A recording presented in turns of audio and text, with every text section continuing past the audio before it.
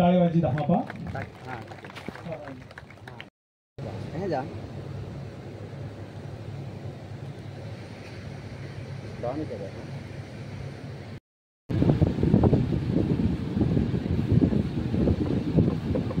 संपूर्ण परिवारात जीवना खूप आनंदात ही दिलो हे त्या परमेश्वराला आपण जोरदार टाळेबाजीन आपण स्वागत करू। आजचे प्रमुख वक्ते आदरणीय दानियल शिंदे सर पुढे येतील आणि आजच्या वचनाची सेवा करतील। ते पुढे येतील तेव्हा त्यांच्यासाठी सुद्धा आपण टाळ्यांच्या गजरात स्वागत करूया।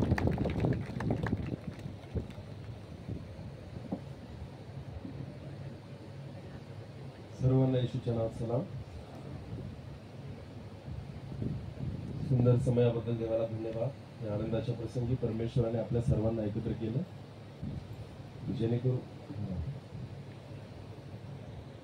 जेणेकरून आपण या परिवाराच्या आनंदामध्ये सहभागी होऊ शकलो। जास्त वेळ घेणार नाही, आपण थोडक्यात परमेश्वराचं वचन बघू। तुम्हाला परमेश्वर आपल्या प्रत्येकाशी बोलेल। आमेन।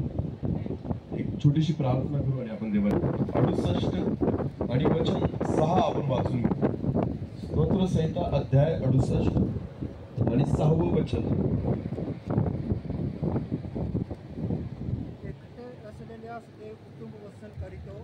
वचन असं म्हणतं, हे बघा नीट लक्ष द्या। स्तोत्र संहिता अध्याय 68 आणि वचन 6।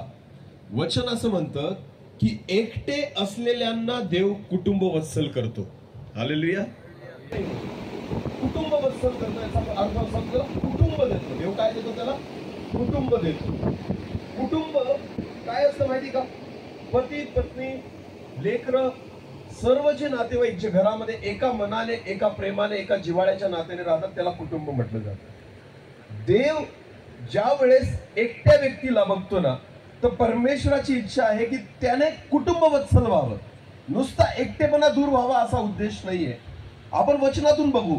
उत्पत्ती याचा 2रा अध्याय आणि वचन 18 वाचा। उत्पत्ती याचा 2रा अध्याय आणि वचन 18 आपण वाचू। मग परमेश्वर देव बोलला, मनुष्य बागेमध्ये पाहिलं तर वचनात असं लिहिलेलं आहे की परमेश्वराला तो एकटा दिसला। आता आहे ना सगळ्यांनी इकडे बघा, कुठंच बघू नका, वचनाकडे लक्ष द्या। हा, पंख्याकडे बघू नका, कूलरकडे बघू नका, फुलांकडे बघू नका, थोड्या वेळ नवरदेवकडे पण बघू नका, फक्त देवाच्या वचनाकडे कान द्या। आमेन। हा, कारण बायबल असं म्हणतं काही बी वाटेवर पडलं कोणी पण येतं आणि कोणी पण जातं, म्हणून ते बी जे आहे ना ते तिथं फलदायी होऊ शकत नाही। जर तुमचं मन विचलित होत असेल ना तर ते मन त्या रस्त्याप्रमाणे आहे की कोणी पण आलं आणि कोणी पण गेलं, वचन चोरलं जातं, लगेच लक्ष लगेच आपलं इकडे तिकडे होऊन जातं। म्हणून आपलं अंतकरण चांगल्या भूमीप्रमाणे तयार करा। काही झालं ना तरी सुद्धा वचन पेरलंच गेलं पाहिजे। आमेन। म्हणून काहीच विचार करू नका, इकडे तिकडे बघू नका, फक्त देवाच्या वचनाकडे लक्ष द्या। कारण आजचं वचन आपल्याला कळणं गरजेचं आहे। उत्पत्तीच्या पुस्तकामध्ये देवाचं वचन म्हणतं की परमेश्वराने जेव्हा आदामाला पाहिलं तर एदेन बागेमध्ये त्याला तो एकटा दिसला आणि म्हणून देव म्हटला, परमेश्वर म्हटला की मनुष्य एकटा असावा हे बरे नाही। आता मग देवाने काय आयडिया केली आपण पाहू। उत्पत्ती 2:21-22। उत्पत्ती 2:21 आणि 22। मग परमेश्वर देवाने आदामाला गाढ निद्रा आणली आणि तो झोपला तेव्हा त्याने त्याची एक फासळी काढली आणि त्याची जागा मासाने भरून आली। परमेश्वर देवाने आदामाची फासळी काढून एक स्त्री बनवली आणि तिला आदामाकडे नेले। आता नीट लक्ष द्या, कान देऊ नका। आता परमेश्वराने पाहिलं की आदाम एकटा आहे हे बरं नाही आणि आपण स्तोत्र संहिता 68 आणि 6 मध्ये वचन वाचलं की परमेश्वर देव एकट्या मनुष्याला कुटुंब वत्सल करतो। हालेलुया। देवाने ज्यावेळेस आदामाला एकटं पाहिलं ना तर एकटेपणा दूर करण्यासाठी परमेश्वराने त्याच्यासाठी एका मित्र नाही तयार केला, मित्र जो त्याच्यासोबत तिथे गप्पा करू शकेल। नीट लक्ष द्या, देवाने त्याला तयार केली की जी त्याच्यासोबत तिथे राहील। नीट लक्ष द्या, देवाने मित्र नाही बनवला, भाऊ नाही बनवला, बहीण नाही बनवली, पर एक पत्नी, एक हवा बनवली। का माहिती का तुम्हाला? कारण परमेश्वर जेव्हा दोन लोकांना एकत्र करतो ना, पती आणि पत्नी असं नातं आहे. हवा अशा रीतीने बनवली गेली की त्याला बहीण पण भेटली, त्याला भाऊ पण भेटला, त्याला मैत्रीण पण भेटली, त्याला सगळे नाते एकाच गोष्टीमध्ये भेटून गेले. हालेलुया. देवाची अपेक्षा ही आहे. नीट लक्ष द्या. अंकुश ना, अंकुशच्या घरी जी मुलगी येणार आहे ना, लक्ष द्या. काय नाव आहे मुलीचं? तबिता. तबिता जेव्हा याच्या घरी येईल ना, ती तिच्या आईला सोडून येईल, ती तिच्या वडिलांना सोडून येईल, तिच्या भावाला सोडून येईल, तिच्या बहिणीला सोडून येईल, तिच्या मैत्रिणींना सोडून येईल, सगळ्या नात्यांना सोडून येईल. जेव्हा तबिता सगळे नाते सोडून येईल ना, ते सगळे नाते तिला अंकुश मध्ये भेटले पाहिजे. हालेलुया. समजताय का? जेवढ्या नात्यांचा ती त्याग करेल ना, ते सगळे नाते तिला कोणामध्ये भेटले पाहिजे? अंकुश मध्ये भेटले पाहिजे. हा देवाचा उद्देश आहे की एक पती आणि पत्नी जेव्हा एकत्र होतात ना, कुटुंब तयार झालं पाहिजे. त्याच्यामध्ये तुम्हाला सगळे नाते इन्व्हॉल्व झाले पाहिजे. आमेन. गीतरत्न पहिला अध्याय, गीतरत्न याचा पहिला अध्याय आणि वचन 15 वाचा. गीतरत्न पहिला अध्याय आणि वचन 15.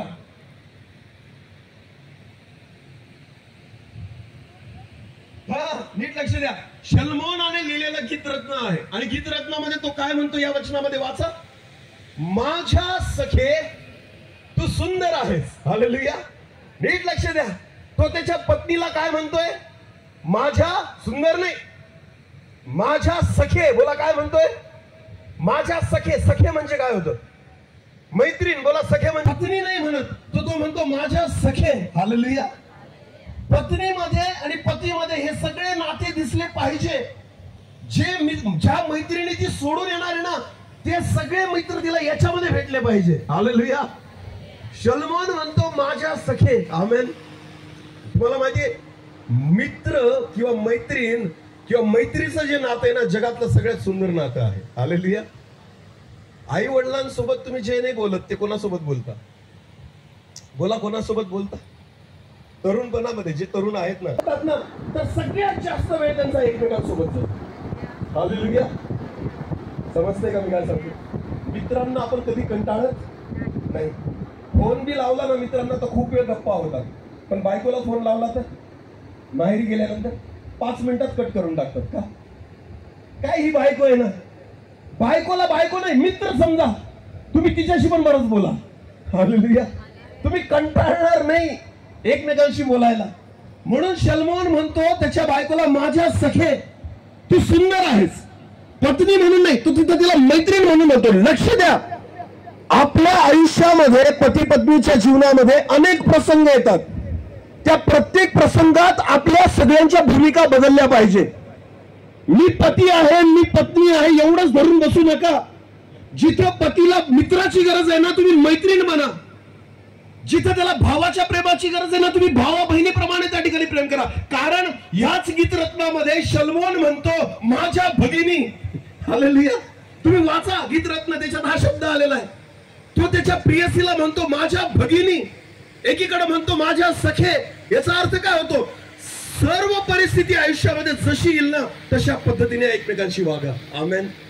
म्हणजे ज्या वेळेस तबिता तिचं घर सोडून नातेवाईक सोडून येईल ना, या अंकुश मध्ये तिला सगळे नाते दिसले पाहिजे. आमेन. समजलं? सगळे नाते दिसले पाहिजे. तिला कोणत्याच गोष्टीची कमी नको जाणवायला. तिला याच्यामध्ये आईबाप पण दिसले पाहिजे. आमेन.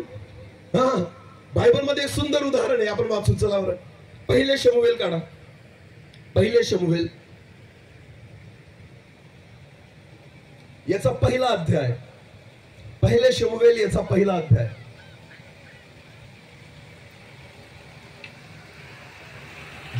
या अध्यायामध्ये हन्ना नावाची एक स्त्री आहे. कोण? हन्ना, एलकानाची बायको. तिला मुलबाळ नव्हतं, ती वांज होती आणि म्हणून ती खूप रडायची. जेव्हा ते यरुशलेमेमध्ये जायचे ना, तर ती दरवेळेस रडायची. ती अन्न पण नाही खायची. का? कारण ती वांज होती, तिला मुलबाळ नव्हतं. पण तिच्या जीवनातली सगळ्यात चांगली गोष्ट काय होती माहिती का? हन्नाच्या जीवनातली, तिचा नवरा खूप चांगला होता. हालेलुया. तिला दुसरे वांज म्हणायचे, पण तिच्या नवऱ्याने तिला कधीच वांज म्हटलं नाही. हालेलुया. नीट लक्ष द्या. सगळं जग एकीकडे राहू द्या, फक्त पती आणि पत्नींनी सोबत एकनिष्ठ राहणं गरजेचं आहे. तुम्ही सुखी राहाल. हालेलुया.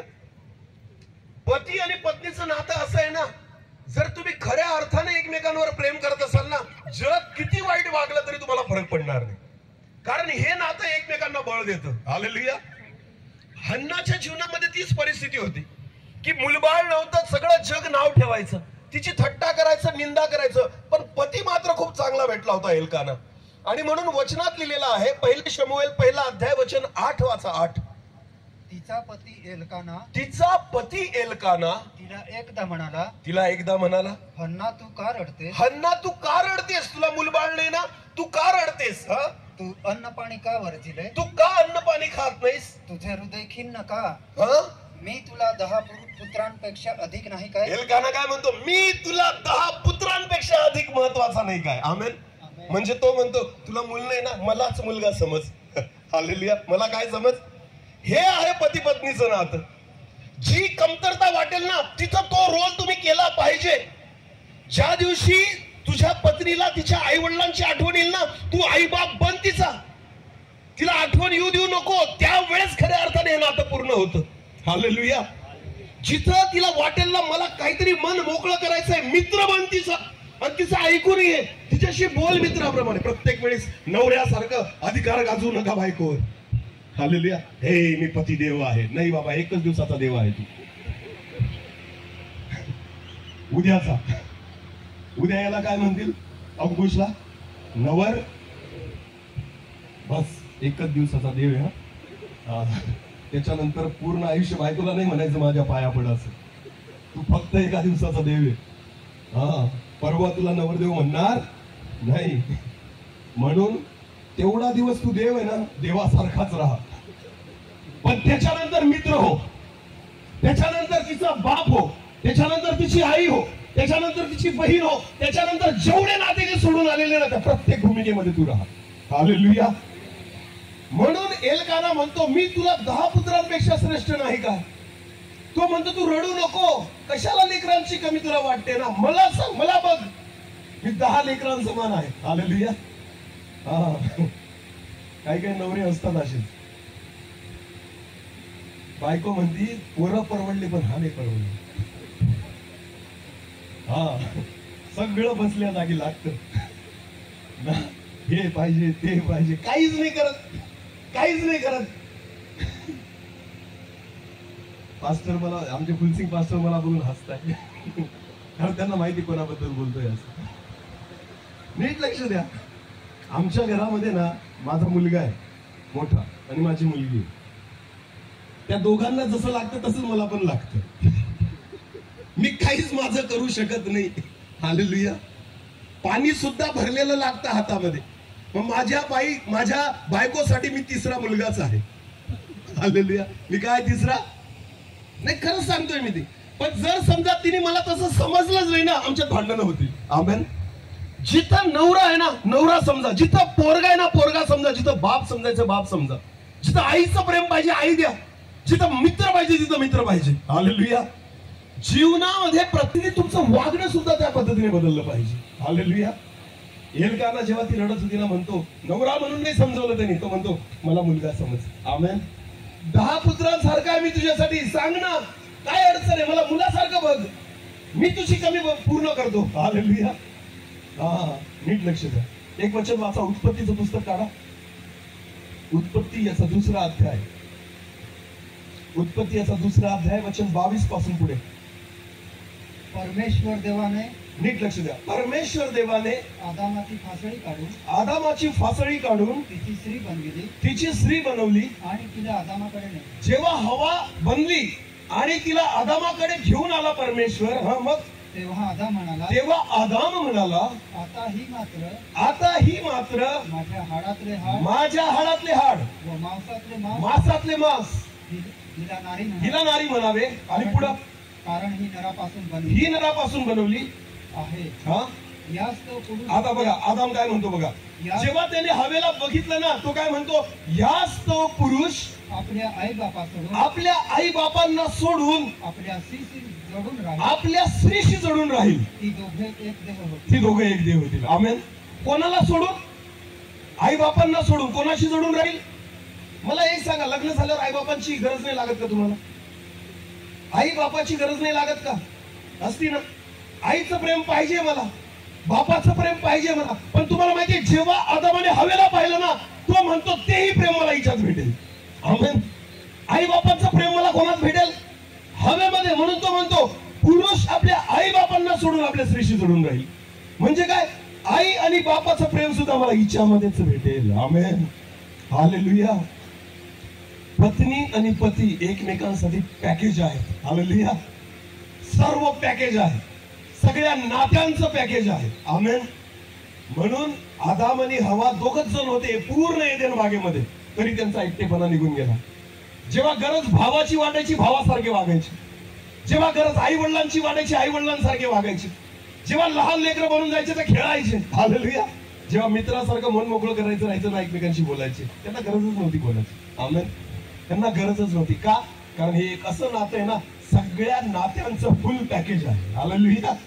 याच्यामध्ये सगळे नाते इन्व्हॉल्व्ह होऊन जातात. म्हणून परमेश्वराने भाऊ बहीण नाते मैत्री बित्री काहीच नाही बनवलंय, फक्त हवा बनवली. आणि देवाने आदामाला म्हटलं ही हवा घे, सगळे नाते याच्यातच भेटतील. आमेन. हा आदाम घे, सगळे नाते याच्यातच भेटतील. हालेलुया. समजतंय मी काय सांगतोय?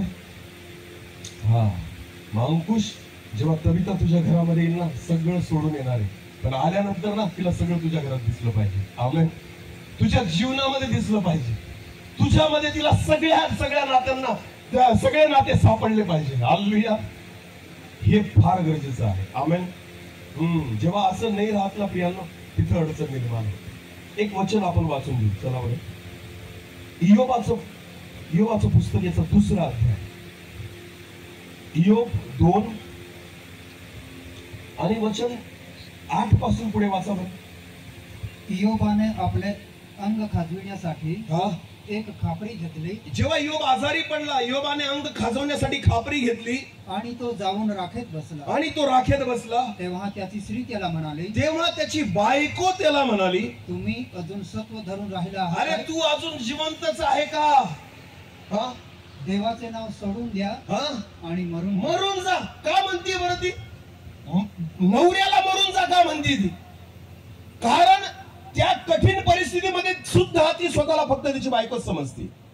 हा नवरा आहे ना आता माझा, काहीच कामाचा राहिला नाही, आजारी आहे ना, सर्व शरीर सोडून गेलेलं आहे त्याचं, खापरीने अंग खाजवतोय, माझ्या काहीच कामाचा राहिला नाही, मरून जा.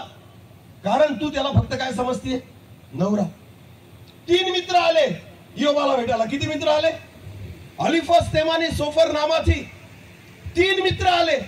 त्या मित्रांनी असं म्हटलं का तू मरून जा? असं नाही. ते सांत्वन करत होते इयोबाचं. काय करत होते? बायबल असं म्हणतं 7 दिवस ते काहीच बोलले नाही, त्याच्यासोबत राखेत बसले, धुळीमध्ये बसले. का? कारण मित्रांना कळत होतंय का मित्राचं दुःख काय आहे. हालेलुया. पण त्याची स्वतःची बायको म्हणती मरून जा. का? अरे ह्या परिस्थितीमध्ये तिला, इयोबाला पत्नीची नाही, त्याला मैत्रिणीची गरज होती. जसं ते 3 मित्र धुळीत बसले ना, तू बस त्याच्यासोबत, तिचं दुःख हलकं कर, त्याला सांत्वन दे, त्याला हिम्मत दे. हालेलुया. पण ती बायको म्हणूनच विचार करते, नवरा काहीच कामाचा राहिला, मर एकदाच, मर तू.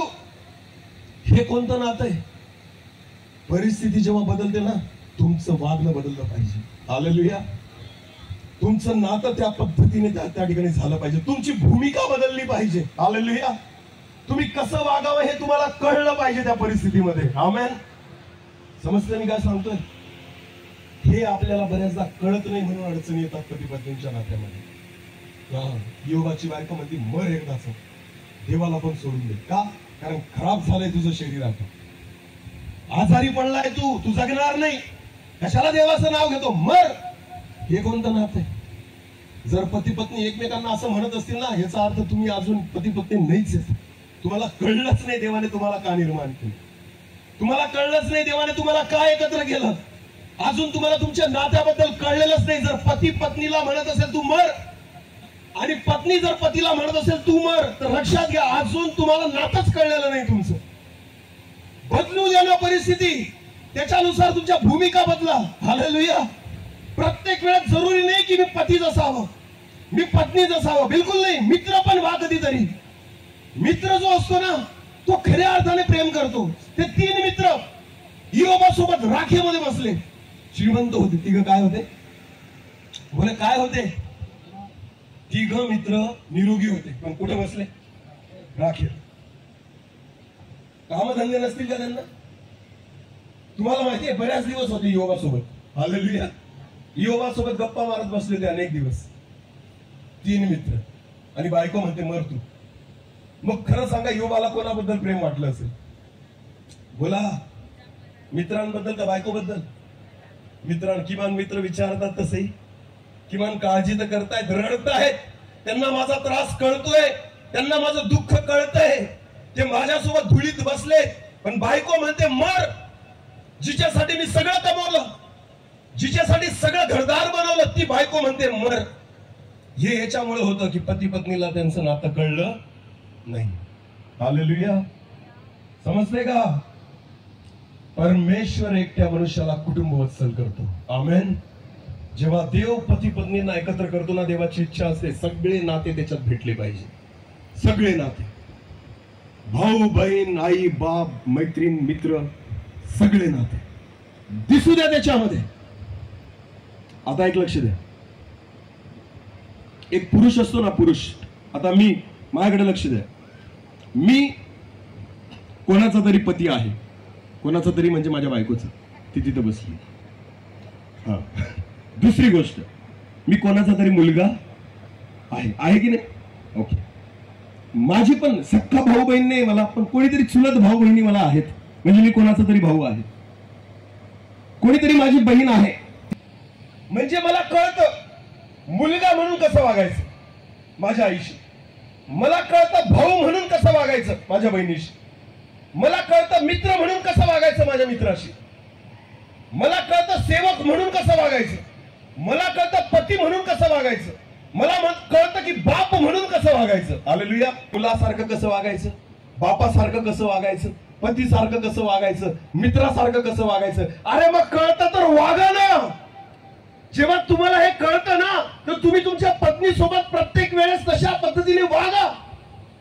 पत्नींनो, तुम्हालाही कळतं भावासोबत कसं वागतात, मैत्रिणीसोबत कसं वागतात, बापासोबत कसं वागतात, लेकरांसोबत कसं वागतात. तुम्हालाही कळतं ना.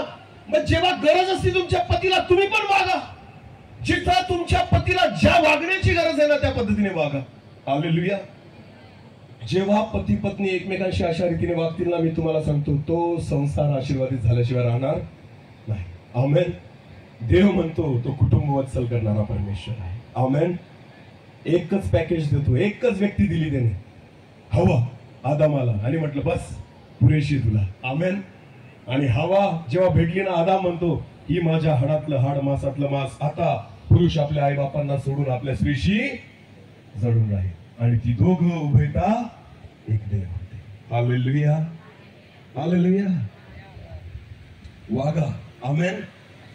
म्हणून शल्मोन म्हणतो माझ्या सखे सुंदर आहे. आमेन. मैत्रीण म्हणतो तो त्याच्या प्रियसीला, त्याच्या राणीला, त्याच्या बायकोला. जिथं गरज आहे ना मैत्रीण. बायबल मध्ये सगळ्यात सुंदर मैत्री कोणाची वर? सगळ्यात चांगली मैत्रीचं उदाहरण बायबल मध्ये कुठे आहे? दावीद आणि योनाथान. सगळ्यात बेस्ट मित्र होते दावीद आणि योनाथान. योनाथान शौलाचा मुलगा होता. बापापेक्षा जास्त प्रेम कोणावर करायचा? दावीदावर. सगळ्यांपेक्षा अधिक प्रेम त्याचं दावीदावर होतं. याला म्हणतात मैत्री. बाप त्याला मारायच्या मागं होता आणि योनाथान त्याला वाचवायच्या मागं होता. हालेलुया. सख्खा बाप म्हणतो दावीदाला मारायचंय आणि योनाथान म्हणतो मी मरू देणार नाही. याला म्हणतात मैत्री. हालेलुया. मग व्हा ना एकमेकांचे मित्र व्हा. पती पत्नींनो, जगाला चालले फ्रेंडशिप बँड बांधायला. Friendship day, happy friendship. एकमेकांना म्हणा हॅपी फ्रेंडशिप डे. हालेलुया. यांना फक्त व्हॅलेंटाईन डे आठवतो लग्न झाल्यावर. कोणता? व्हॅलेंटाईन्स. आणि मग फुल देतील आणि म्हणतील हॅपी व्हॅलेंटाईन्स डे. प्रत्येक डे साजरा करा एकमेकांसोबत. मायवार आला ना, मायवार, तरी पत्नीला म्हण मायवार सुखाचा जाओ, कारण ती पण आई आहे ना. हालेलुया. ती आई आहे, तिला म्हण मायवार सुखाचा जाओ. नुसतं व्हॅलेंटाईन्स डेच्या दिवशी लाल गुलाब देऊ नका. वर्षभर तोंड बघत नाही एकमेकांचं, फुगलेले असतात बेडकासारखे. हा, प्रत्येक दिवस साजरा करा ना. हॅपी फादर्स डे म्हणा. पत्नींनो, आपल्या नवऱ्याला म्हणा की हा फादर्स डे, हा पितृदिन तुला सुखाचा जाओ. हालेलुया. चिल्ड्रन्स डे असतो ना, चिल्ड्रन्स डे, लहान लेकरांचा दिवस, बाल दिन, त्यामुळे त्या दिवशी एकमेकांना शुभेच्छा द्या. आमेन. लेकर होऊन जा ना एखाद दिवशी, काय अडचण आहे. पती आणि पत्नीच बनून राहतात. मी पती आहे, ती म्हणते मी पत्नी आहे. मर एकदाचा. मर एकदाचा. जिथं गरज आहे ना तिथं मित्र व्हा. हालेलुया. समजतंय का? बोला येशू मसीह की. समजते? हा, इतकं मोकळं वागलं पाहिजे एकमेकांशी, एवढं समजून घेतलं पाहिजे एकमेकांना. ते आहे पती पत्नीचं नातं. देवाने जेव्हा हवेला निर्माण केलं ना, त्याला दुसरं काहीच बनवावं नाही वाटलं. ना भाऊ, ना बहीण, ना मित्र, ना काही. त्याला माहिती होतं एकटी काफी आहे. ही भेटली ना त्याला सगळं मिळून जाईल. आमेन. आणि हिला सुद्धा सगळं मिळेल आदामामध्ये, मित्र पण भेटेल. हालेलुया. हालेलुया. किती पती पत्नी असे असतील मला माहिती आहे की ज्यांना आता वर्ष निघून गेलेत, सोबत बसून गप्पाच केलेल्या नाहीत. हा, गप्पाच नाही केल्या. टाइमच नाहीये, वेळच नाहीये आम्हाला गप्पा करायला. तुम्हाला मोबाईलसाठी वेळ आहे, तुम्हाला टीव्ही साठी वेळ आहे, तुम्हाला तुमच्या कामांसाठी वेळ, एकमेकांसाठी. अरे बोला ना. मैत्री का टिकते माहिती का? मैत्री बोलण्यामुळे. बोला कशामुळे? जेव्हा दोन मित्र एकमेकांशी संपर्कात असतात ना, ती मैत्री टिकून राहते. तुमचं नातं तेव्हाच टिकेल जेव्हा एकमेकांशी तुम्ही बोलाल, एकमेकांना वेळ द्याल, एकमेकांच्या सहवासामध्ये राहाल. हालेलुया. मित्रासोबत असं वाटतं ना नेहमी राहावं. बायकोला मित्र समजा आणि तुम्ही नवऱ्याला मित्र समजा, तुम्हाला पण असंच वाटेल नेहमी सोबत राहावं, नेहमी गप्पा कराव्या, सुखदुःखात वाटून घ्यावं. इथं तर नवरा आपलं दुःख घेऊन बसला आणि बायको तिचं घेऊन बसली. ना याला त्याची पडलेली, ना तिला याचं पडलेलं. हा, ती त्याच्या त्रासात आणि हा याच्या त्रासात. याला नातं नाही म्हणत, अजिबात याला नातं नाही म्हणत. बायकोला झोप लागत नाही ना, तर नवरा जागा राहायला पाहिजे, याला म्हणतात नातं. हालेलुया. ती आजारी असेल ना, तर याला त्रास झाला पाहिजे, याला म्हणतात नातं. सुखात दुःखात, रोगात आरोग्यात, श्रीमंतीत दारिद्र्यात, सर्व परिस्थितीत मरणाने आपला वियोग होईल तोपर्यंत, म्हणजे कबरेत जाईपर्यंत तुमचं नातं तसंच असलं पाहिजे. आमेन. हालेलुया. कुठे जाईपर्यंत? अरे बोला ना. परमेश्वराने बायकोला कधीपर्यंत नाही सोडायला लावलंय माहिती का पुरुषांना? कधीपर्यंत? जोपर्यंत ती कुठे जात नाही. दोघांपैकी जोपर्यंत एक कबरेत नाही जात ना, तोपर्यंत नातं तुटत नाही, हे देवाचं वचन सांगतं. हालेलुया. तुम्ही किती भांडले ना तरी डिवॉर्स होऊ शकत नाही वचनाप्रमाणे. तुम्ही किती एकमेकांचं डोकं फोडलं तरी सुद्धा वचनाप्रमाणे तुम्ही एकमेकांशी विभक्त होऊ शकत नाही. म्हणून शपथ काय घेता? मरणाने आपला वियोग होईल तोपर्यंत. मेल्याशिवाय हे नातं तुटत नाहीये. जिवंतपणे दुसरी बायको केली, व्यभिचार केला, मग बायको माझं ऐकत नाही, मग बायकोला मुलंच होत नाही म्हणून मी दुसरी केली. नाही, तू पापात आहे, तू पाप केलंय. कारण नाही द्यायचे, कारण द्यायचे नाही. तू बायकोला सोडूच शकत नाही आणि दुसरी करूच शकत नाही, तू व्यभिचार करतो. एकच कारण आहे, मेली तर दुसरी. ती बी करायची इच्छा असेल तर, बळजबरी नाही. हालेलुया. विषयच नाहीये, कारण देवाने बनवलंच अशा रीतीने आहे. हालेलुया. की एकमेकांसोबत एकनिष्ठ राहा. आमेन.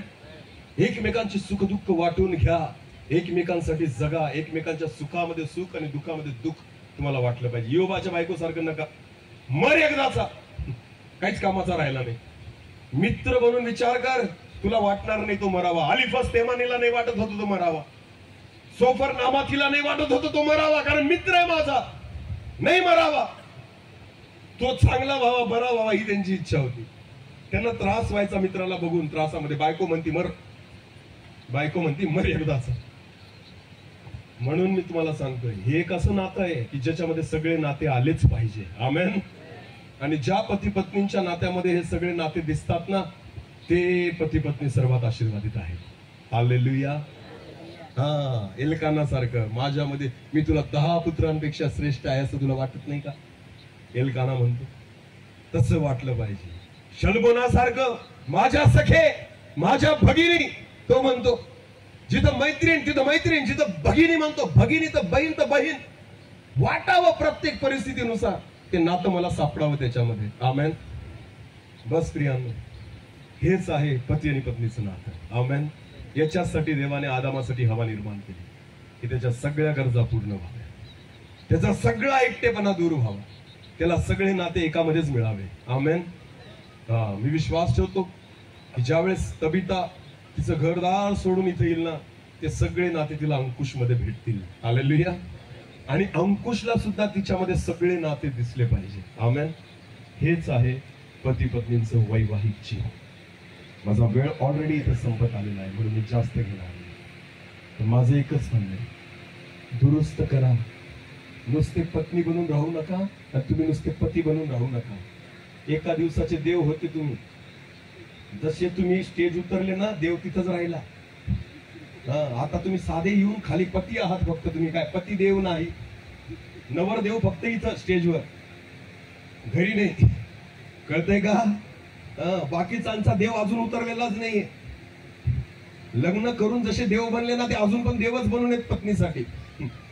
नाही, आता मित्र बना, आता बाप बना, आता आई बना, आता लेकर बना. जिथं जी गरज आहे ना, आता ते बना. देव एका दिवसापुरता होता. हालेलुया. आता ज्याची गरज आहे ना, ते बना. तर तुमचं वैवाहिक जीवन आशीर्वादित होईल, अन्यथा होणार नाही. मी विश्वास ठेवतो की आज परमेश्वर त्याच्या वचनाद्वारे केवळ अंकुशीच नाही, जेवढे पती पत्नी इथं आहे यांचे लग्न झालेले आहेत आणि ज्यांचे होणार आहेत सगळ्यांशी देव बोललाय. आमेन. आता रिपेअरिंग तुम्हाला करायची. आमेन. तुम्ही ठरवा तुम्हाला काय वागायचंय. कसं वागायचंय हे तुम्ही ठरवा. आपण कुठं चुकतोय शोधा, तुम्हाला सापडेल. मी विश्वास ठेवतो या वचनाद्वारे परमेश्वर आपल्या सर्वांना आशीर्वादित करेल. आपले डोळे झाकू. यावेळेस आपण प्रार्थना करतो. सर्वजण आपले डोळे बंद करू. तुम्हारा प्रेम परमेश्वर दे पूरा पाड़े. Thank you Jesus. Thank you Lord. Hallelujah. पवित्र पवित्र में सर्वशक्तिमान देव, आकाश और पृथ्वी नाथपण करता में जीवित परमेश्वर देवा, आम्हातून धन्यवाद છે, તો આભાર માનજે. आज या परिवार में योग आनंद प्रसंग तू घडविली हो या बदल आम तो स्तुति और धन्यवाद को छे. અમે સ્વર્ગીય પિતા પરમેશ્વર દેવા અંકુશ અને તબીથા આવતીકાલ જે લગ્ન હોનાર है प्रभु परमेश्वर देवाથી લગ્ન देखील तो आशीर्वादित को छे. त्या जीवन सुखामय समृद्धिमय आनंदमय जाए यासाठी विशेष कोई नाम प्रार्थना को छे. स्वर्गीय पिता परमेश्वर देवा, आज वचन तू प्रभुजी तो दास समर्फाते तू पूरा कोला है. आज वटली मंडळी वरणी मंडळी प्रभु तू आशीर्वादित कोला है, उत्तेजित कोला है. या बदल आम तुम धन्यवाद छे. हालेलुया. आज रात्रे उपकार स्तुति ना मीटिंग तू आशीर्वादित कोला है, सफल कोला है. हे कोई प्रभु आज त्या भवी जीवन आशीर्वादित होय आणि सुखामय आणि समृद्धिमय जीवन जाए यासाठी विशेष कोई नाम अंकुश અને ટવીથાને પ્રભુજી તો પવિત્ર આત્મા શબ્દ है त्या भवी जीवन आशीर्वादित बने. दे पिता दे पुत्र दे पवित्र आत्मा त्रेक देवा नाम है आशीर्वाद है ते आशीर्वादित बने यासाठी आम प्रार्थना को छे. दे बापा तू प्रार्थना मने बदल आम धन्यवाद है. बादी महिमा आदर आम तू देता आमे येशू मसीह ना मार्फत मागते हैं. आमेन.